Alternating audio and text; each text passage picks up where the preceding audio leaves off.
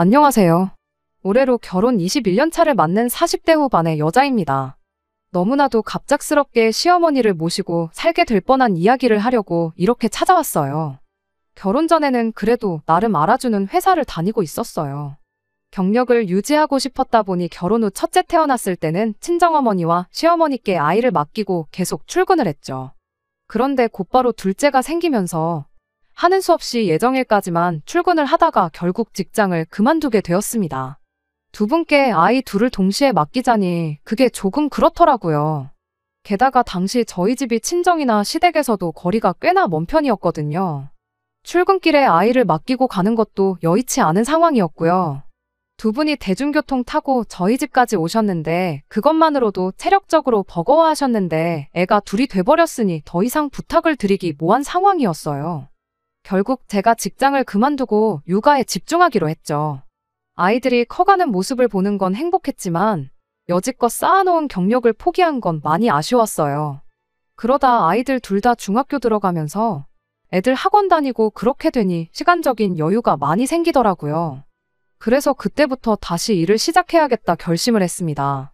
사실 저금도 많았던 데다가 남편 외벌이로 먹고 사는데 아무 지장 없을 정도였고 남편 또한 뭘 이제 와서 몸 힘들게 다시 취직이냐고 하기도 했었어요. 그래도 사람 일이 어떻게 될지 모르는 거잖아요. 아직 한참 먼 미래의 이야기 같긴 하지만 애들 둘 다 시집장가 보낼 때 단돈 10,000원이라도 더 보태주고 싶은 부모 마음도 한몫했고요. 새 직장을 구하면서 경력을 살리면 참 좋겠다 싶었지만 사실 경력 끊긴 지가 10년도 더 넘은 이야기인데 쉬운 게 아니더라고요. 강산이 변할 만큼의 세월인데 내가 사장이라도 나를 안 뽑겠구나 생각하니 그렇게 아쉽지는 않았습니다. 그래서 되는 대로 일단 집 근처에 있는 마트 시식 코너에서 일을 시작했는데 저희 언니가 그런 저를 안쓰럽게 생각했나 봐요. 언니랑 형부가 사업을 하고 있었는데 마침 일손이 부족한 참이었다고 저보고 같이 일하지 않겠냐고 물어왔어요. 사실 언니네가 하는 사업이 일손이 많이 필요한 사업은 아니거든요. 원래도 언니랑 형부 둘이서 꾸려나가고 있기도 했고 말이죠. 저를 위해 억지로 자리를 마련해 준 거다 보니 없는 눈치가 다 보였어요. 그래도 마트에서 일하는 것보다야 사무실에서 일하고 있으면 저한테 다른 기회가 오진 않을까 하는 생각에 염치불구하고 같이 일을 하기로 했습니다. 물론 없어도 되는 자리를 만들어준 거나 마찬가지다 보니 그리고 언니네가 영세하는 작은 사업체다 보니 월급이 높은 편은 아니었어요. 그래도 제 경험을 바탕으로 이것저것 시도해 본 결과 제 밥값 정도는 할 수 있을 만큼 언니네 사업이 전보다 더 잘 굴러가기 시작했습니다. 물론 거기까지 오는데 몇 년이나 걸리긴 했지만 이렇게 다시 일을 할 수 있다는 게 참 좋았어요. 그런데 올해 초에 난데없이 남편이 저한테 직장을 그만두면 어떻겠냐고 물어왔어요. 그때까지는 남편이 왜 그런 말을 꺼냈는지 그 이유를 몰랐습니다. 왜냐고 물었더니 그냥 당신 나이 먹고 고생하는 것 같아 보여서 안쓰럽다는 대답을 했어요. 자기 친구들 마누라 보면 어디 놀러 다니기 바쁜데 자기 벌이가 친구들에 비해서 절대 모자라는 게 아닌데 괜히 마누라 고생시키고 있는 것 같아서 마음이 안 좋다나요. 솔직히 그 말만으로도 기분이 좋았죠. 남편이 나를 이만큼이나 위해주고 걱정해주는데 기분 안 좋을 사람이 어디 있겠나요? 하지만 남편한테는 그 마음만 받겠다고 했습니다. 지금 이렇게 새로운 경력 쌓으면서 일하는 게 너무 행복하다고, 전업주부로 살 때보다 100배 1000배 더 즐겁고 언니네 사업도 내가 들어온 다음부터 훨씬 더 잘 되고 있다고 당분간은 이 마음이 바뀔 일은 없을 것 같으니 걱정하지 말라고 했죠. 그런데 알고 보니까 남편이 저한테 직장을 그만두면 좋겠다고 한 게 저를 걱정해줘서가 아니란 것을 알게 되었습니다. 남편이 그 말을 꺼내기 딱 2달 전에 저희 시아버지가 돌아가셨거든요. 아들 입장에서 혼자 된 어머니가 엄청 걱정되었을 거라는 건 이해해요.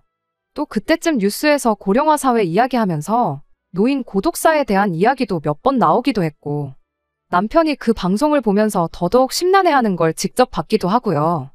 그런데 저한테 직장을 그만두라고 했던 그 말이 저를 걱정해서가 아니라 시어머니를 걱정해서였다는 건 그로부터 또 1달이 지나서 알게 되었습니다. 우리 첫째가 군대를 가게 되면서 논산에 있는 훈련소까지 제가 바래다 주게 되었어요. 남편은 회사 일 때문에 일정 조율이 힘들었지만 저는 언니랑 일하고 있었기에 이런 부분에 있어서는 비교적 자유로웠거든요. 아들 입대 전날 저희 가족들끼리 식사를 했어요.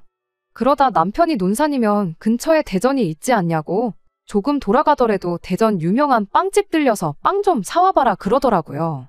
딸아이도 요즘 거기 빵이 유행이라고 새벽부터 줄 서서 사는데 없어서 못 파는 빵도 있다더라 하면서 나도 먹어보고 싶으니까 꼭 좀 사가지고 와달라 관심을 보였죠. 아들은 당장 내일 입대하니까 조금 넋이나가 있었고요. 빵이니 뭐니 그게 다 무슨 소용 있냐는 듯한 표정이었죠. 아무튼 저도 딸아이가 먹어보고 싶어 하니까 조금 돌아서 가더라도 들러서 이것저것 사오겠다고 대답했습니다. 그런데 또 막상 그게 안 되더라고요. 새벽부터 일찍 일어나 2시간 거리를 운전하고 간 게 그렇게 피곤하진 않았는데 아들이 훈련소 들어가는 걸 보니까 마음이 싱숭생숭 하더라고요. 막상 빵 같은 거 챙길 기분도 아니었고요. 딸아이한테 전화해서 빵은 안 사가도 되냐고 물었더니 농담으로 했던 말이라고 나중에 친구들하고 놀러가서 사 먹어도 되니 걱정 말고 빨리 오라 하대요. 빵 이야기는 딸아이보다 남편이 먼저 꺼낸 말이긴 했지만 남편이야 당연히 내 기분을 이해해주겠거니 생각해서 연락도 안 했어요. 그렇게 원래 예상한 것보다 집에 2시간 일찍 도착하게 되었습니다. 그런데 집에 돌아왔더니 남편이 저보다 먼저 집에 와 있더라고요. 문제는 그 시간이 남편 퇴근 시간보다 4시간이나 이른 시간이었다는 거예요. 여지껏 결혼 생활하면서 남편이 정시 퇴근을 했던 적은 많았지만 단 한 번도 퇴근 시간보다 이르게 퇴근한 적은 단 한 번도 없었거든요. 그런데 4시간이나 일찍 퇴근이라니 이상해도 너무나 이상했습니다. 아니나 다를까 남편도 저한테 왜 이렇게 일찍 왔느냐고 묻더라고요. 대전까지 들리려면 적어도 4, 5시쯤은 돼야 집에 올 줄로만 알았다고요. 그래서 남편한테 기분이 울적해서 그냥 일찍 왔다고 대답했습니다. 평소처럼 저한테 위로 한마디 해줄 줄 알았는데 남편은 잔뜩 당황하고 긴장해서는 저한테 괜찮냐고 묻는 게 아니고 말이라도 한마디 해주지 그랬냐는 말을 하더라고요. 언제부터 빵을 그렇게 좋아했다고 사오기로 한 빵 하나 안 사왔다고 화까지 내나 싶어서 마음이 상했죠. 아무튼 남편한테 무슨 일로 일찍 왔느냐고 물었어요. 일이 일찍 끝나기라도 한 거냐고. 일찍 와도 되는 거였음 다른 날도 아니고 하나밖에 없는 아들 군대 가는 날인데 시간 좀 비워보지 그랬느냐고 한마디 했죠. 남편은 여전히 잔뜩 당황해서는 그런 게 아직 선약이 있다. 집에는 잠깐 준비하려고 들른 거다. 허둥지둥 대답을 하고는 후다닥 현관 밖으로 나가더라고요. 그때는 남편한테 아무런 의심도 없었기에 혹시나 선약이 수략 속이면 내가 태워다 줄 테니까 괜히 차 끌고 나가지 말라고 했어요. 그때까지는 몰랐죠. 그렇게 도망치듯 나간 남편이 설마 집에 시어머니를 모시고 오리라고는 생각도 못했으니까요. 그리고 제 앞에 통보하듯 앞으로 우리 집에서 함께 사실 거란 이야기를 하리라고는 말이에요. 시어머니하고는 사이가 좋아요. 워낙에 어머님이 좋은 분이시기도 하고요. 원래 아이들이 친가보다 외가를 더 좋아한다고들 하는데 저희 애들은 친가 외가 가릴 거 없이 할머니라면 엄청 애틋해할 정도입니다. 군대 간 아들 녀석은 외할머니보다 친할머니를 더 좋아하고요. 저 또한 아이들 키울 때 도움을 많이 받았어요. 회사 그만두고 전업주부 시작한 동안에도 어머님이 한동안 저희 집에 와주면서 저를 도와주시곤 했었거든요.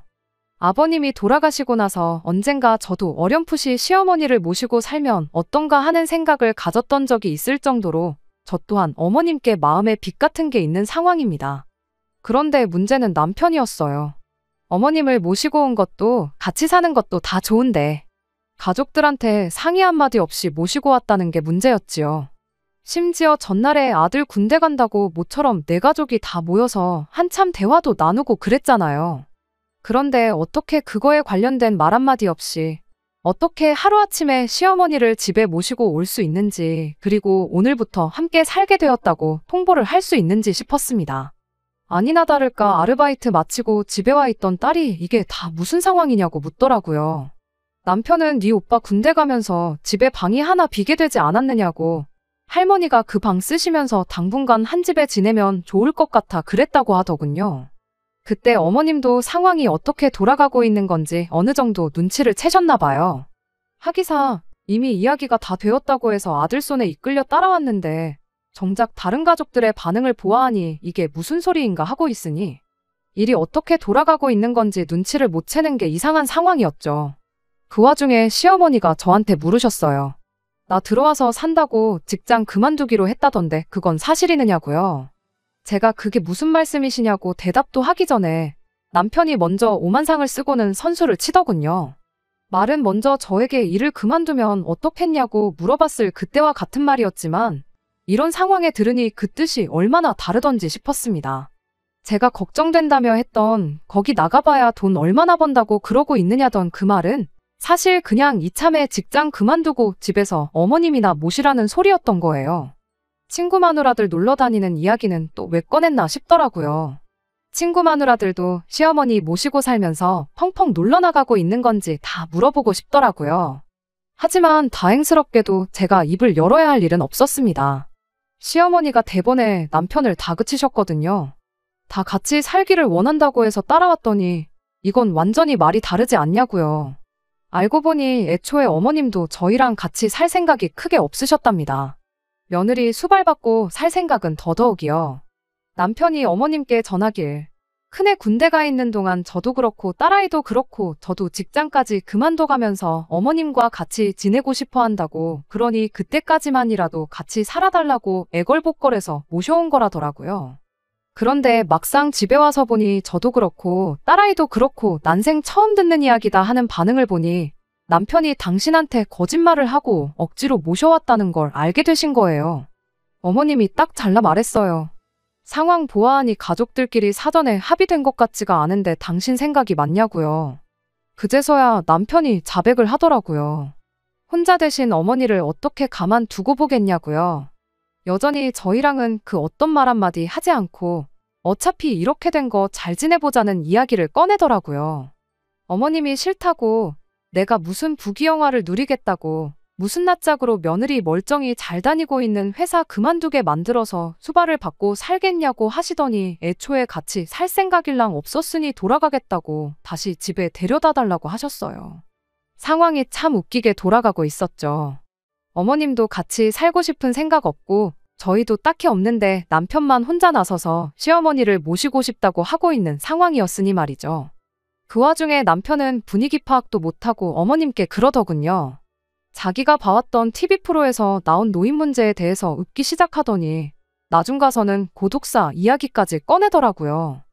여태까지 내가 이 자리에 올 수 있었던 건 어머니가 자기를 바른 길로 인도해 주시고 잘 키워주셨기에 그러는 건데 이번에 효도하면서 그 은혜를 갚고 싶다고 하면서 오신 김에 그냥 같이 살자고 어머님께 애처럼 조르기 시작하는 거 아니겠어요? 어머님도 남편의 발언에 어이가 없다는 듯 실소가 터져서는 한마디 하시더군요. 네 키워준 은혜를 왜 며느리한테 갚으라고 그러느냐고요. 내가 너를 키웠지 얘를 키웠냐고 한마디 하시니 남편이 거기다 대고 시어머니한테 자신있게 부부는 일심동체 아니겠냐고 대답을 하더라고요. 어머님은 대번에 남편한테 아주 말장난을 하고 있다고 입만 살아서 부모한테 해야 할 효도 마누라한테 떠넘기지 말고 네가 직접 해보라고 했어요. 당장에 회사 그만두고 와서 내 먹을 밥이고 내가 지낼 방 청소고 내가 입고 쓴 옷까지며 이부자리 빨래까지 네가 다 하라고요. 키워준 은혜는 너만 받았는데 애꿎은애 고생시키지 말고 말이 그렇게 쉬우면 네가 직접 하라고 하시더군요. 남편이 대번에 자기는 집안 가장으로서 돈을 벌어와야 해서 안 된다고 하더라고요. 거기에 또 어머님이 한마디 해주셨지요. 네 아빠 죽으면서 남기고 간 돈도 꽤 되고 죽기 전에 모아놓은 것도 상당하다고요. 평생 먹고 살 걱정 없게 해줄 테니 어디 한번 네가 모셔봐라 한마디 하시고는 저랑 딸아이한테도 다시 의견을 물어봐 주셨어요. 당신 수발 드는 걸 비롯해 어머님과 관련된 모든 것들은 남편이 회사 그만두고 와서 하는 걸로 하자고요. 그렇게 하면 니들도 불만 없지 않겠냐고 물으셨는데 저랑 딸아이가 약속이라도 한 듯이 동시에 그러자고 대답을 했어요. 그랬더니 남편 표정이 순식간에 안 좋아지더라고요.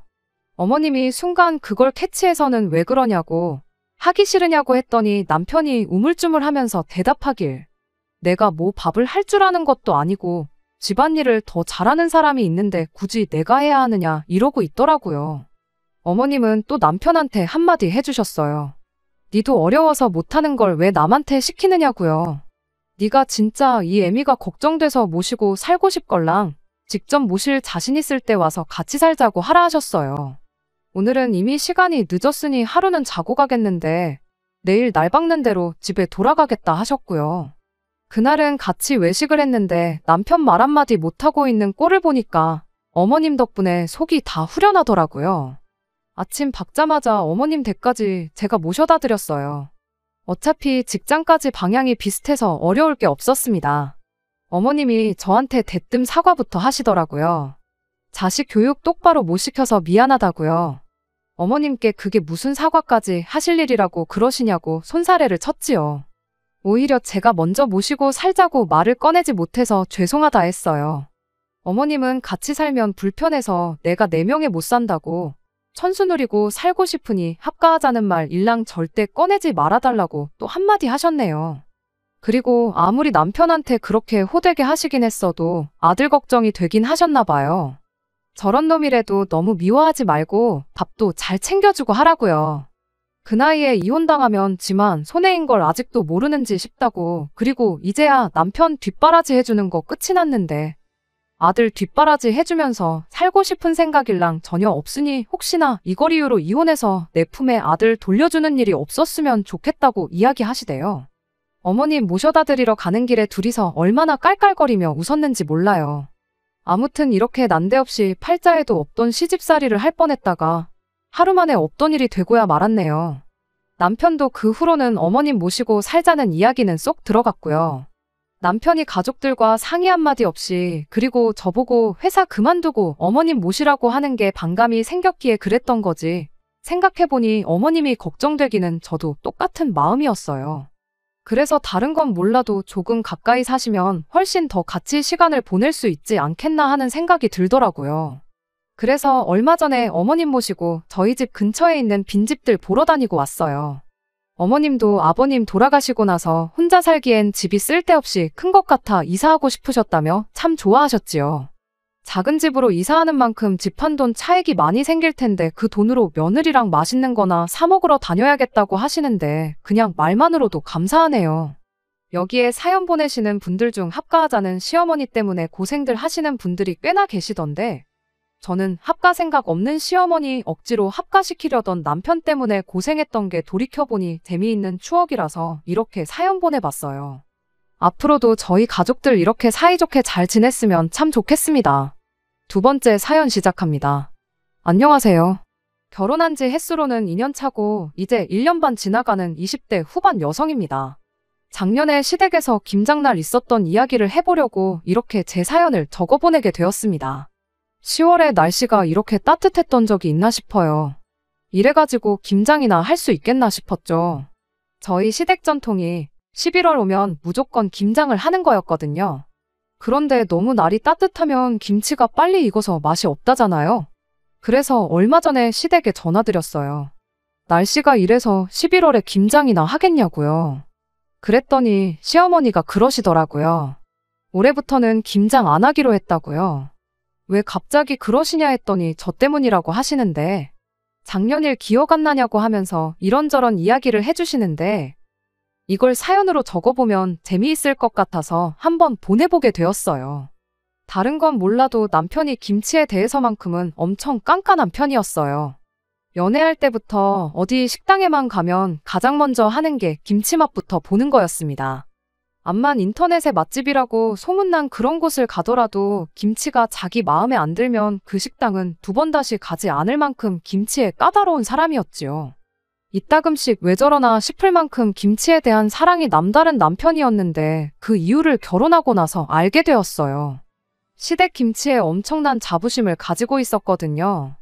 제가 뭐 대장금도 아니고 미각이 그렇게 뛰어난 사람은 아닌데 솔직히 저도 맛있는 김치, 맛없는 김치 정도는 구분할 수 있지만 제 입에는 김치 맛이 어느 정도 수준을 넘어가면 솔직히 다 거기서 거기라고 생각하거든요. 그리고 제가 느끼기에 시댁김치는 그냥 평범하게 맛있는 김장김치 그 이상도 그 이하도 아니었어요. 일전에는 남편이 시댁에서 2년 숙성시켰다는 묵은지를 가져왔었습니다. 그날 돼지갈비 사다가 찜해 먹었는데 정말 맛있게 먹기는 맛있게 먹었어요.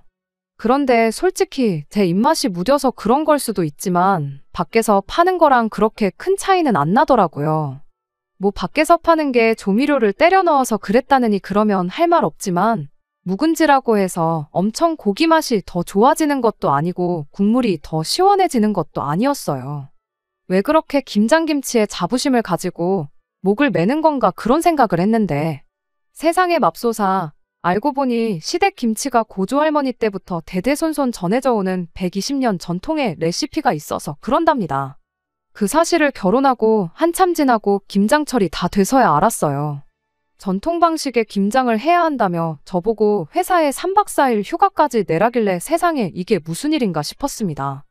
남편한테 무슨 김장을 3박 4일 동안 하느냐고 그냥 우리는 김치 안 먹고 밖에서 사서 먹으면 안 되냐고 했는데 시댁에서는 김장이 엄청 큰 행사니까 절대 빠지면 안 된다고 하더라고요.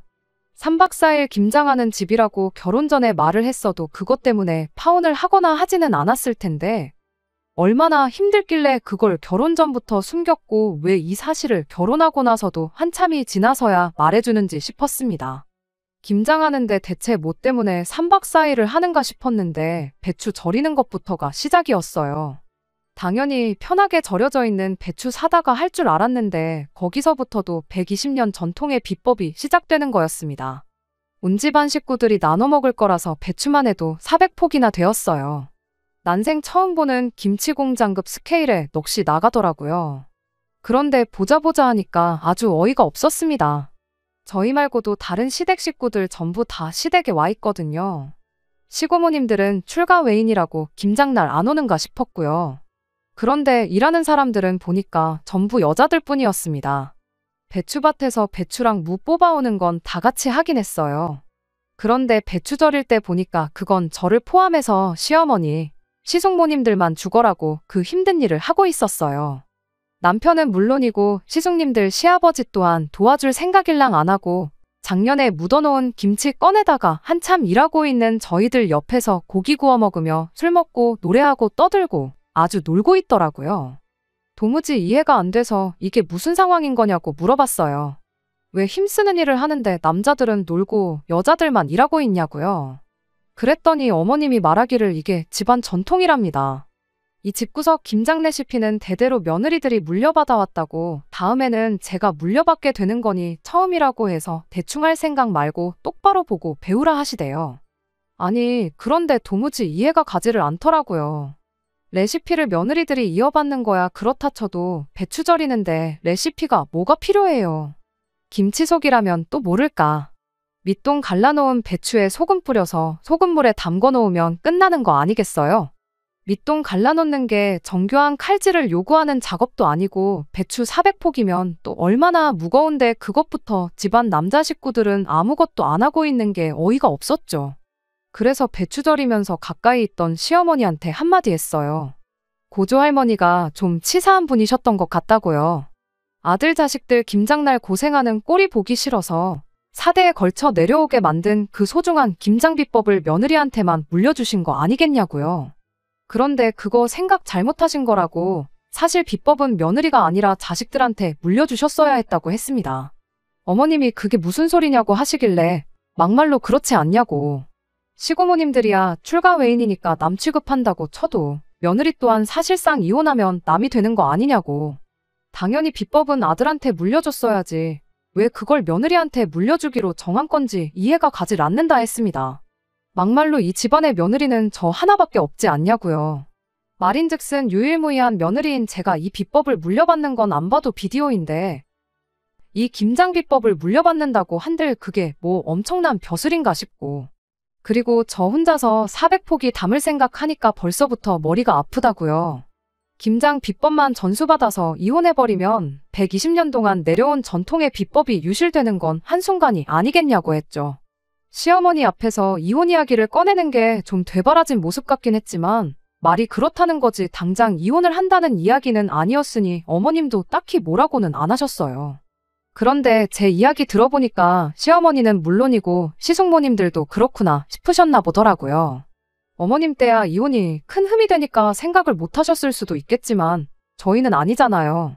무엇보다 제가 꺼낸 말 중에 아들 자식 편하게 해주려고 며느리한테 비법을 물려준 거 아니냐는 말이 다들 와닿으셨나 봐요. 생각해보니 그렇다고.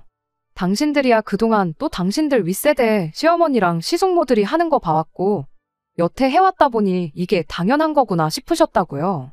그런데 막말로 따지고 보면 이 집 구석 김치를 하는 건데 정작 이 집 사람들은 김치에 밴댕이젓이 들어가는지 갈치젓이 들어가는지도 모르지 않냐고요. 그 말 듣고 제가 옆에서 한마디 거들었어요. 100번 맞는 말이라고. 지금 당장 우리가 배추를 소금이 아니라 설탕에 절여도 우리가 맞다고 하면 비법도 모르는 사람들이 뭐라 할 수나 있겠냐고 한마디 했죠.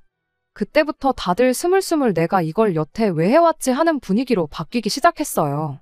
기세를 몰아서 그 길로 제가 총대를 메고 김장 파업에 돌입했습니다. 갑자기 일잘하던 사람들이 단체로 안 하겠다고 하니 남자들이 이게 무슨 상황인가 하는 표정이었어요. 시어머니가 필두로 나서서 배추 절이는데 비법이 뭐가 필요하냐고. 이 집 남자들 앞으로 김치 먹고 싶으면 김장을 도우라고 한마디 크게 외치시더라고요. 그랬더니 아버님이 배추 뽑아오는 거 도와주지 않았느냐고 하시더라고요. 어머님은 거기다 대고 그건 우리도 똑같이 다 했다고 뽑아만 오면 다냐고 고래고래 소리를 지르셨고요. 아버님이 어머님한테 뭘 잘못 먹었냐고 한마디 하시는데 어머님이 뭘 잘못 먹긴 잘못 먹냐고 여태 배추 절이느라 저녁도 똑바로 못 먹었는데 옆에서 작년김치 꺼내다가 고기 처먹은 게 누구냐고 한마디 하시더라고요. 순식간에 상황이 역전이 돼서 남자들은 초상집 분위기, 여자들은 축제 분위기였어요.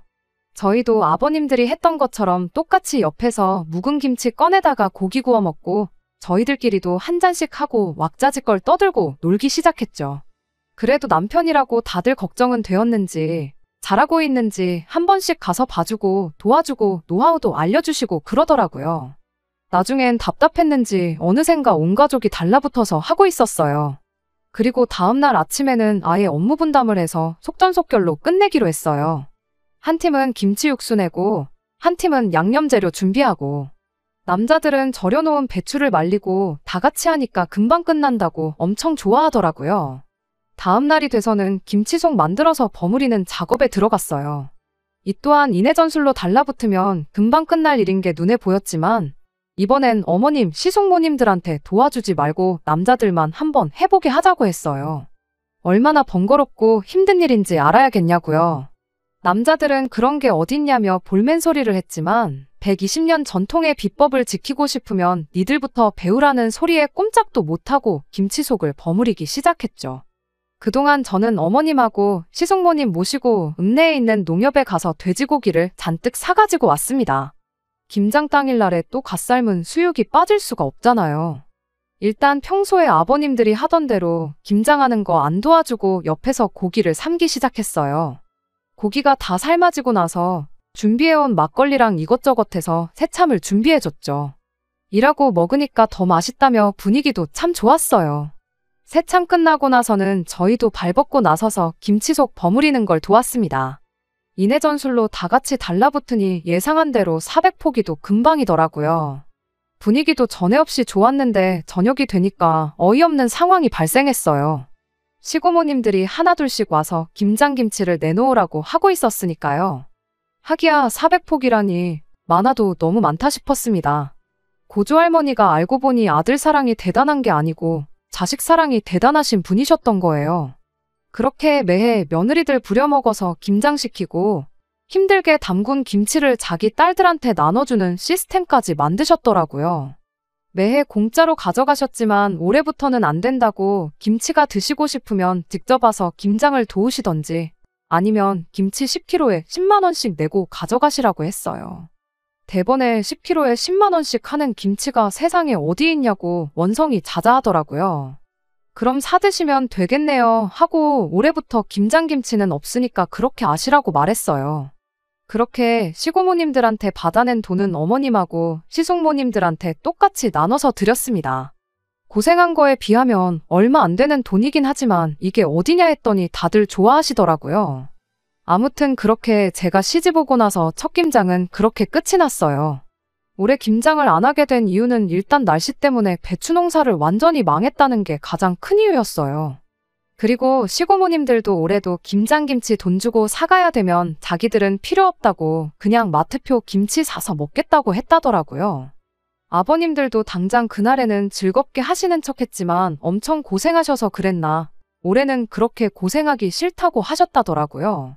배추도 직접 기른 배추가 아니다 보니 뭔가 그동안 먹던 김치 느낌이 아닐 것 같다고 올해는 그렇게 김장을 안 하기로 했다는 겁니다.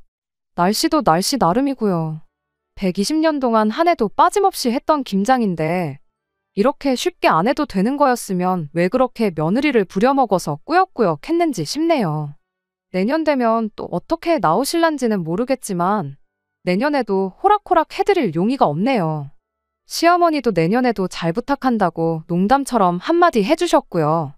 그냥 김장철도 다가오고 해서 지난 이야기지만 한번 이렇게 꺼내보았습니다. 혹시나 여러분들 중에 집에서 직접 김치를 담그시는데 집안 식구 누구든 간에 일손 한번 안 보태고 김치만 먹으려고 하면 따끔하게 한마디 해주세요. 안 도와주면 국물도 없다고요.